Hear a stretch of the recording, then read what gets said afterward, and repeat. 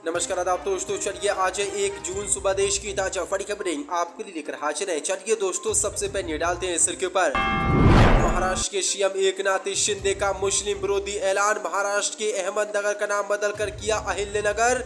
मुसलमानों में भाजपा और एकनाथ शिंदे के खिलाफ भारी गुस्सा।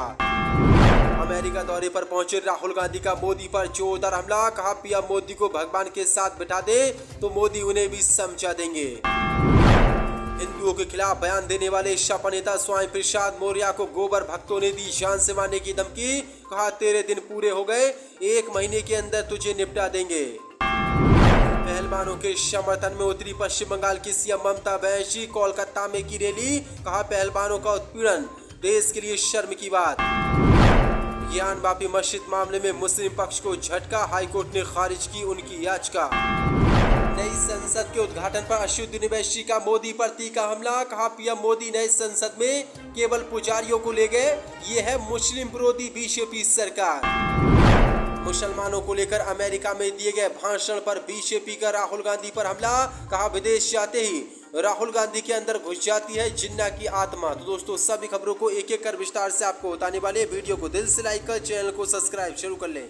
इसी के साथ दोस्तों बड़ी खबर के शाम में एकनाथ शिंदे का मुस्लिम विरोधी ऐलान। महाराष्ट्र के अहमदनगर का नाम बदलकर किया अहिल्यानगर। मुसलमानों में भारी गुस्सा। दरअसल आपको बता दें, महाराष्ट्र की बीजेपी और एकनाथ शिंदे की गठबंधन सरकार ने एक बार फिर से आज मुस्लिम विरोधी फैसला लिया है।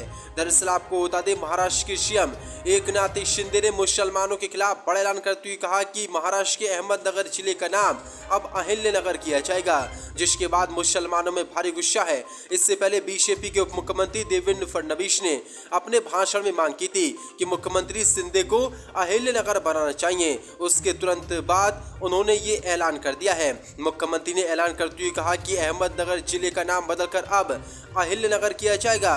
ये हमारा सौभाग्य है कि नाम बदलकर अहिल्यानगर करने का निर्णय हमारे समय में हो रहा है। उन्होंने कहा कि हमारी सरकार हिंदुत्व सरकार है। हम छत्रपति शिवाजी महाराज का नाम बोलते हैं। आपके नेतृत्व में हमने छत्रपति संभाजी नगर बनाया है, धारा से बनाया है।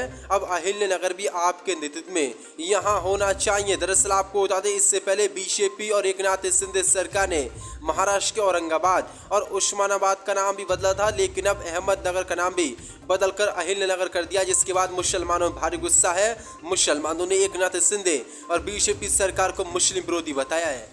इसी के साथ बड़ी खबर के शानी अमेरिका दौरे पर पहुंचे राहुल गांधी का मोदी पर हमला। कहा पीएम मोदी को भगवान के साथ बिठा दे तो मोदी उन्हें भी समझा देंगे। दरअसल आपको बता दें, कांग्रेस नेता राहुल गांधी मंगलवार को अमेरिका दौरे पर पहुंचे। राहुल ने सैन फ्रांसिस्को में भारतीय मूल के लोगों से मुलाकात कर उन्हें संबोधित किया। इस दौरान राहुल गांधी ने बीजेपी, आरएसएस और मोदी पर हमला बोला। राहुल गांधी ने कहा कि देश में कुछ ऐसे लोग हैं जिन्हें लगता है वो सब कुछ जानते हैं, भगवान से भी ज्यादा जानते हैं। वो भगवान के साथ बैठ सकते हैं और भगवान को भी समझा सकते हैं। राहुल गांधी ने मोदी पर हमला बोलते हुए कहा कि मुझे लगता है हमारे देश के प्रधानमंत्री मोदी उनमें से एक है। मोदी जी को अगर भगवान के साथ बिठा दें तो वो भगवान को समझाना शुरू कर देंगे कि ब्रह्मांड कैसे काम करता है। जो सो बड़ा हमला राहुल गांधी ने अमेरिका से मोदी पर बोला है। इसी के साथ प्रदर्शनकारी पहलवानों के समर्थन में पश्चिम बंगाल की सीएम ममता बनर्जी की कोलकाता में रैली। कहा पहलवानों का उत्पीड़न देश के लिए शर्म की बात। दरअसल आपको बता दें, दिल्ली पुलिस द्वारा पहलवानों के साथ हाल ही में की गई बदसलूकी के विरोध में पश्चिम बंगाल की सीएम ममता बनर्जी ने बुधवार को एक रैली को आयोजित किया। इस दौरान उन्होंने मोदी सरकार पर जोरदार हमला बोला। पश्चिम बंगाल की सीएम ममता बनर्जी ने रैली में कहा कि ये शर्म की बात है कि पहलवान अपने पदक बहाने गंगा की नदी के तट पर गए। उन्होंने कहा कि हम यौन उत्पीड़न के आरोपी व्यक्ति की तत्काल गिरफ्तारी की पहलवानों की मांग का समर्थन करते हैं। इस मुद्दे पर हमारा आंदोलन आने वाले दिनों में भी जारी रहेगा। ये शर्म की बात है कि देश के लिए सम्मान लाने वाले हमारे पहलवान इस देश के इस तरह के अपमान का सामना कर रहे हैं। हमारा पूरा समर्थन एकजुटता पहलवानों के प्रति है और उनके साथ है। जो बड़ी अपडेट है, पश्चिम बंगाल की सीएम ने अब पहलवानों को लेकर मोदी सरकार के खिलाफ मोर्चा खोल दिया है। इसी के साथ बड़ी खबर के शानी सपा नेता स्वामी प्रसाद मौर्य को मिली जान से मारने की धमकी। कहा तेरे दिन पूरे हो गए, 1 महीने के अंदर तुझे निपटा देंगे। दरअसल आपको बता दें, समाजवादी पार्टी के राष्ट्रीय महासचिव स्वामी प्रसाद मौर्य पिछले कुछ दिनों से रामचरितमानस और हिंदुओं को लेकर चर्चाएं बने हुए थे, लेकिन अब बड़ी अपडेट निकल के सामने सोशल मीडिया साइट पर स्वामी प्रसाद मौर्य को जान से मारने की धमकी मिली है। धमकी मिलने की पुष्टि सपा नेता ने खुद की है। स्वामी प्रसाद मौर्य ने अपने ऑफिशियल ट्विटर हैंडल से 2 तस्वीरें साझा की हैं। इन तस्वीरों को साझा करते हुए सपा नेता ने लिखा कि इंटरनेशनल भगवा रक्षक फोर्स जय श्री राम नामक ट्विटर हैंडल से 29 मई 2023 की शाम 7 बजे उन्हें धमकी मिली है। स्वामी प्रसाद मौर्य ने बताया कि धमकी देने वाले शख्स ने मेरी तस्वीर पर गले के सामने तलवार लगी फोटो ट्वीट करते हुए लिखा, स्वामी प्रसाद मौर्य तेरे दिन पूरे हो गए हैं, 1 महीने के अंदर तुझे निपटा देंगे, जो सीधे हत्या करने की तरफ इशारा करती है। मामले में स्वामी प्रसाद मौर्य ने लखनऊ पुलिस और डीजीपी को टैग कर कार्रवाई की मांग की है। इतना ही नहीं, स्वामी प्रसाद मौर्य ने पीएमओ और गृह मंत्री कार्यालय को टैग करते हुए कार्रवाई की मांग की है। जो बड़ी अपडेट निकल के सामने हिंदूवादी संगठनों ने अब सपा नेता को जान से मारने की धमकी दी है, क्योंकि लगातार सपा नेता हिंदू देवी देवताओं रामचरितमानस को लेकर बयान दे रहे थे। बड़ी कीमत कैलकुलेशन नए संसद के उद्घाटन पर ओवैसी का मोदी सरकार पर हमला, कहा पीएम मोदी नए संसद में केवल हिंदू धर्म के लोगों को ले गए। दरअसल आपको देश को नई संसद मिल चुकी है, लेकिन इसके उद्घाटन को लेकर विवाद थम नहीं रहा। बहिष्कार के बाद अब ऑल इंडिया मजलिस इत्तेहादुल मुस्लिमीन के चीफ अशुद्दीन ओवैसी ने उद्घाटन समारोह में धार्मिक एंगल को लेकर मोदी सरकार पर हमला बोला है। अशुद्दीन ओवैसी ने कहा कि पीएम मोदी केवल एक धर्म के लोगों को नए संसद भवन उद्घाटन के दौरान अंदर ले गए। उन्हें सभी धर्मों के लोगों को ले जाना चाहिए था, क्योंकि वह भारत के 130 करोड़ लोगों के पीएम है, न कि केवल हिंदुओं के। दरअसल आपको बता दें, प्रधानमंत्री मोदी ने 28 मई को कर्नाटक के श्रीरंगपट्टनम मठ के पुजारियों द्वारा वैदिक मंत्रों के बीच संसद भवन का उद्घाटन किया था, और वहां पर किसी मुसलमानों और धर्म के लोगों को नहीं बुलाया था, सिर्फ देवी देवताओं और बाबाओं को बुलाया था। ओवैसी ने इसी मामले को लेकर अब हमला बोला है।